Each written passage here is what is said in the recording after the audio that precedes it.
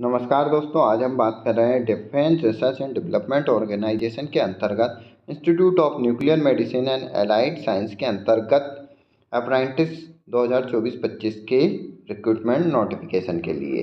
अगर हम यहाँ पर देखें कि डिप्लोमा अप्रेंटिस और डिग्री अप्रेंटिस दोनों के लिए यहाँ पर पोस्ट दी हुई है।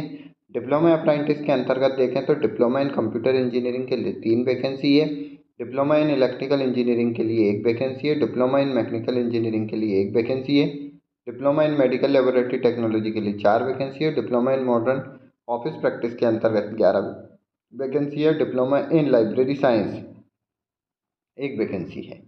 और इन सभी पोस्टों के लिए डिप्लोमा अप्रेंटिस के लिए यहाँ पर स्टाइपेंड 8,000 रुपये पर मंथ दिया हुआ है। जबकि ग्रेजुएट अप्रेंटिस देखें तो बीएससी जो ब्रांच दी हुई बायोलॉजी, केमिस्ट्री, फिजिक्स और मैथमेटिक्स के लिए 14 वैकेंसी है, बी फार्मा के लिए 2 वैकेंसी है और BLISC लाइब्रेरी साइंस के लिए bachelor of library science candidate के लिए 1 वैकेंसी है।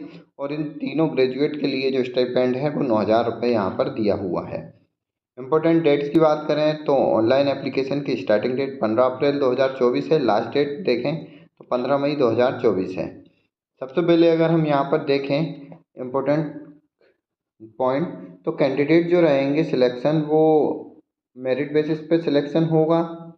साथ ही साथ यहाँ पर ऐसे कैंडिडेट जो अभी पास आउट हुए और फ्रेश पास आउट कैंडिडेट हुए pass their respective course in the year of 2020 और लेटर कैन अप्लाई। कैंडिडेट हुए pass the qualification examination earlier than 2020।